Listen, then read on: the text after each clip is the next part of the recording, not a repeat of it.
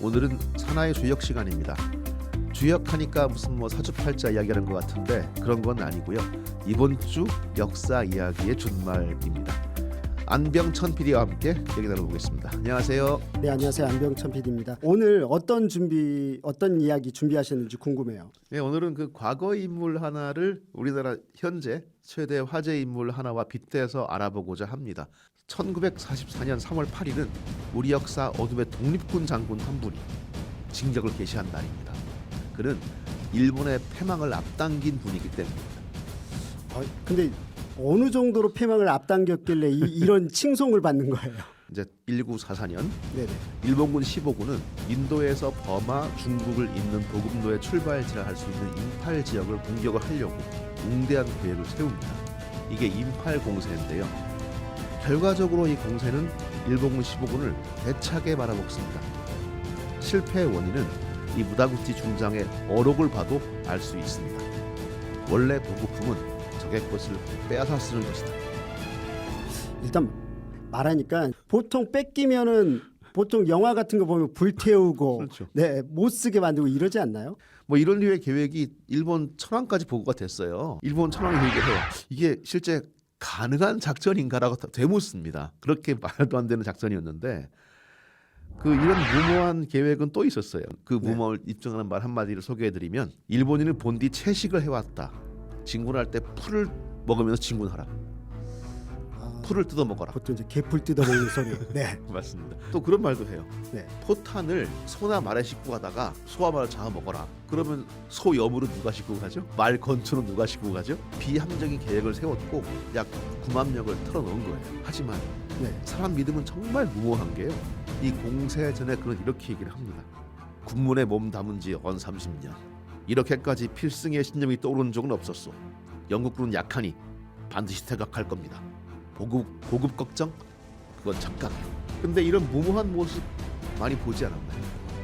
바로 우리나라 현직 대통령처럼 현실 파악이 안 되고 있는 거죠. 부정선거가 실제였다고 믿고 정보사령부 요원들을 선관위에 투입해서 직원들을 감금을 하고 반국가 세력이 이 나라를 좌지우지하도록 하고 있다고 믿고 있고 피를 토하는 심경으로 계엄했다는 양반.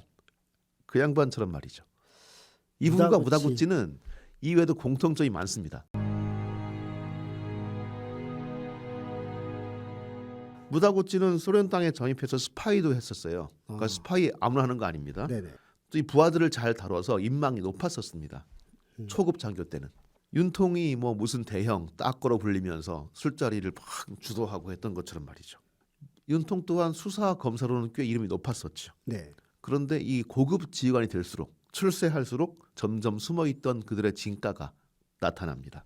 1937년 북경 노교 근처에서 대치 중이던 일본군과 중군 사이에서 총성이 울려요. 일본 군인 한 명이 사라집니다. 일본으로 갔었어요. 화장실에.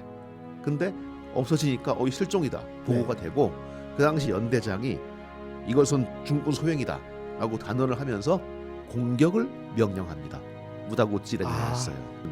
일본한테 중국은 어마어마한 늪이었습니다. 그야말로 일본 제국을 통째로 수렁에 빠뜨린 아주 무시무시한 전쟁의 시작이었는데 지난 12월 3일에 국회에 군대를 보내 통제를 시도하고 헌법에 없는 정치활동 금지를 선언하고 정치인들을 수거해서 어디론가 그걸 관리했던 사람 있지 않습니까? 네네. 그 사람이 뭐가 달라요? 또 같은데요? 그러니까 무다구치 같은 경우는 처벌을 안 받아요. 네. 육군 대학을 나왔고 어떤 파벌에 속해 있으면서 모든 허물을 용서받고 감싸주고 끌어주고 밀어주는 그런 패밀리 안에 있었거든요.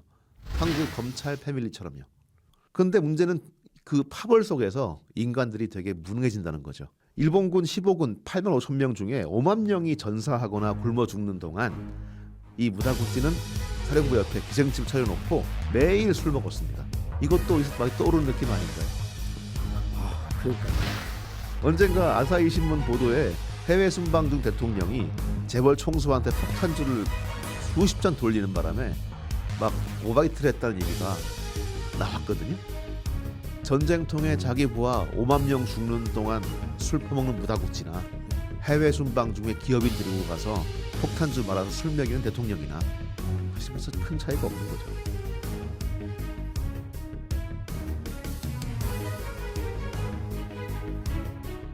하도 공통점이 좋은 공통점이 아니라 나쁜 거다. 철저한 무책임이에요.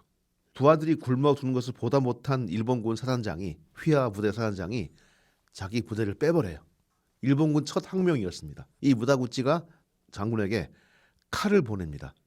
할복하라고. 예. 근데 그 사단장은 칼을 들고 뛰어나와요. 무다구치 이 새끼 배를 째겠다고. 듣다가 더 이상은 이건 말도 안 된다. 따를 수 없다. 근데 이 대목 뭐가 누가 떠오르지 않으세요? 유명해지셨죠. 홍장관 안기부 1차장이 말했던 거죠. 이렇게 뭐 적으면서 이건 미친 거 아니야? 네. 이 사또 고토쿠는 군법 회의를 벼릅니다. 폭로하겠노라고 이 말도 안 되는 명들을. 근데 그는 그런 기회 갖지 못해요. 이 무다구치 렌야가 네. 사또 중장을 정신병자 취급을 합니다. 그래서 가둬버려요. 정신병원에. 참 대단하네요.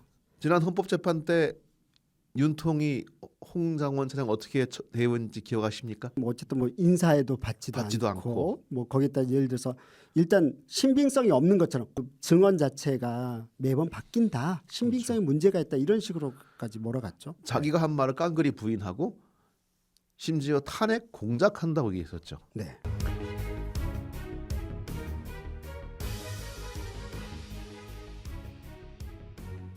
아, 무능하고 무책임하고 술 좋아하고 대형 사고 치기 좋아했던 무다구치와 윤석열. 무다구치는 그나마 인간으로서의 최소한의 예의와 개념마저 잃습니다. 인팔 전투 참전기를 쓴 영국군 장교 바커와 교류하면서 바커의 책에 등장하는 한 구절에 꽂혀버린 거예요. 어떤 내용인가요?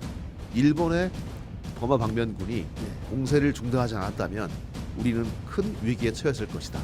이게 뭐 중대한 얘기는 아니고 당연하죠. 공세가 더했다면 자기 그쵸. 힘드니까. 근데 여기 꽂혀버려가지고 자기는 좀 훌륭했는데 부하들이 무능해서 못했다고 얘기를 했고요. 마지막 후위를 맡아서 용감히 싸워주었던 전멸을 막았던 부하의 장례식, 또 자기 명예에 저항했던 사또 그 장군의 장례식에 네. 다 참석을 해요. 참석해서 찌라시를 돌립니다.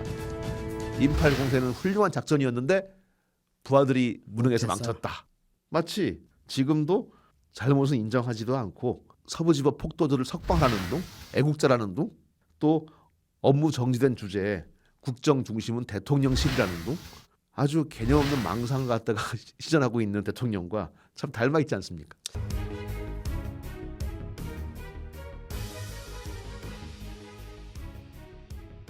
둘 사이 공통점도 이런 게 또 있지만 사실 뭐 차이점도 있지 않았을까요? 그러니까 포로 학살이 일어났어요. 일본군 사이에서. 그때 포로 학살 주모자를 처단을 하고 생존 포로에게 사과를 했던 그런 면도 있었고요. 오히려 일본군 내에서였던 좀 단학행위 네네. 그걸 싫어했다고 하고, 이 반면에 빨갱이를 죽여라를 부르짖고 화기어 짱게 처단을 부르짖는 그런 극우 파시스트들에게 애국자 칭호를 붙이는 대통령을 보면 아마 무다구치는 그렇게 외치지 않을까요? 나가야로! 그렇게 외치지 않을까요? 어쨌건 무다구치는 죽을 때까지 자기 잘못을 인정하지 않고 자기는 옳았다고 여기며 죽었습니다. 하지만 윤석열 대통령은 길이 감옥에서 잘못을 반성하다가 죽지 않겠습니까? 네. 그 점은 차이점이 될 수도 있겠죠.